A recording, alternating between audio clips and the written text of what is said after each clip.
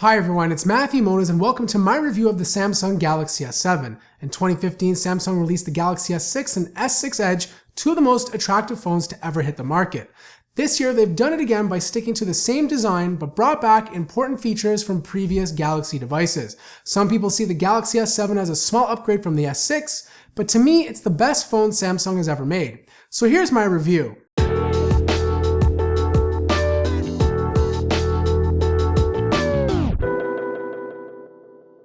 Now, the best way to review the Galaxy S7 is to compare it to its predecessor. At first glance, it's hard to distinguish between both of them. Pick them both up at the same time and you start to feel the differences. For one, the S7 is now a little thicker, and that's to incorporate the bigger battery inside of it. But it's also easier to hold too. Just like the Note 5, the back is curved, which adds more grip. It's not slippery in the hand like the Galaxy S6, but it still slides easily on surfaces due to the glass back.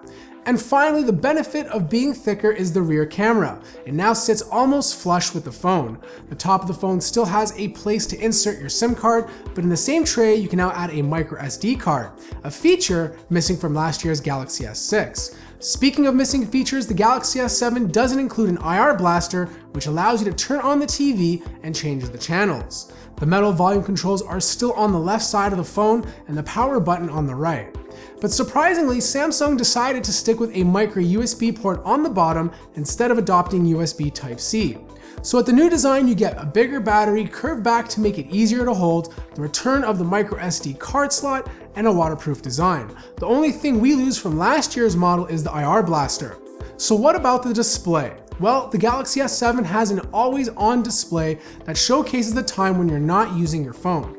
It doesn't consume too much battery, but I keep it off during the day and turn it back on at night so I can quickly check the time while I'm sleeping. The display size is still 5.1 inches, Super AMOLED, and has a resolution of 2560 by 1440. Samsung continues to dominate the market with the best displays I've ever seen on a smartphone. The S7 is 24% brighter than the Galaxy S6 and has a higher contrast rating. Reading and consuming media is a complete joy, and every time I pick up my iPhone and look at the display, I feel like the display gods have robbed me.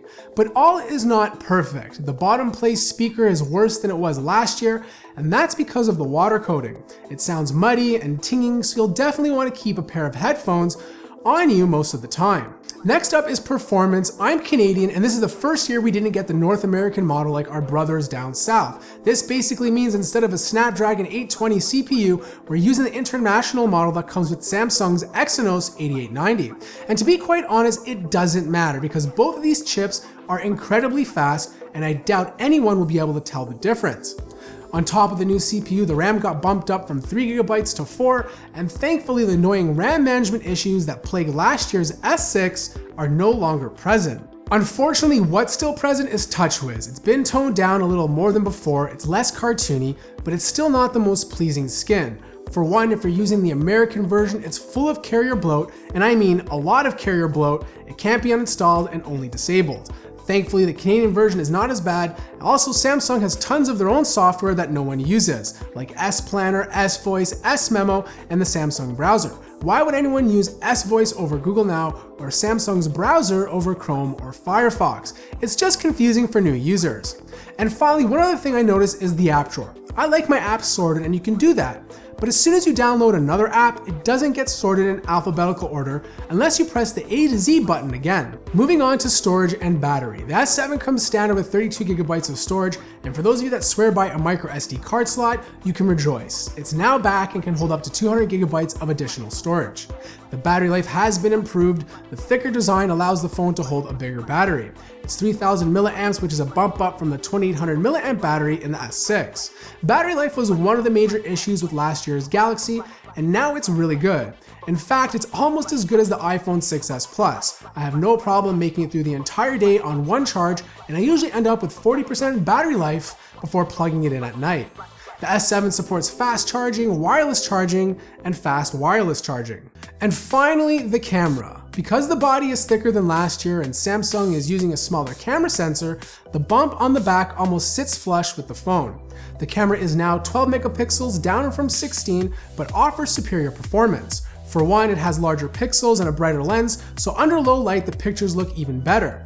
And because it has a 1.7 aperture, you can actually get some crazy depth of field. The camera itself is not leaps and bounds better than last year, but it's a small and noticeable improvement. But the biggest improvement is autofocus. Samsung's dual pixel technology allows each pixel to focus on the target, providing insanely fast focus. It's by far the fastest autofocus I've used on a phone to date. Don't get me wrong, the camera isn't perfect, it does sometimes overexpose under low light, and aggressively likes to sharpen photos. As of right now, this is the best smartphone camera on the market. I'm really curious to see what Apple brings to the table with the iPhone 7. The front-facing camera takes really great selfies, it's 5 megapixels and it's wide, so you'll get some nice shots. It's definitely better than the front-facing camera on my iPhone. And finally, video recording. Overall, the S7 does a fantastic job recording video, colors pop, and it does a good job at capturing detail. But I did find that the Galaxy S7 tends to over-sharpen, and object image stabilization is quite aggressive. This would sometimes make the video look warped.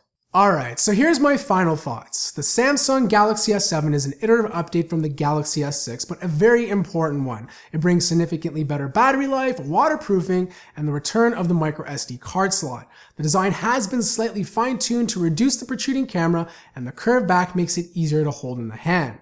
I'm okay with the speakers sounding worse than before considering it's now waterproof, but the only gripe that I truly have with the S7 is TouchWiz. There's too many little quirks, excessive amount of bloatware, and redundant software that no one actually uses. So, should you buy it? Most definitely. Samsung has managed to design the best looking hardware on the planet. If you don't mind not having stock Android, then this is the second best Android phone you can buy as of this video. And the reason why it's not the first is that's because the S7 Edge takes that spot. Now, I did an awesome video with a bunch of other awesome tech YouTubers. It's called the S7 Showdown. You guys will probably love it. And we're also giving a Galaxy S7 away. I'll link the link in the description down below and I'll put a card up there. I just want to thank everyone for watching this video. If you have a Galaxy S7, let me know what you like and dislike about it as well. Thanks again for watching this video. If you enjoyed it, smash that like button. And if you're new to the channel, go ahead and subscribe. And I'll see everybody in the next video.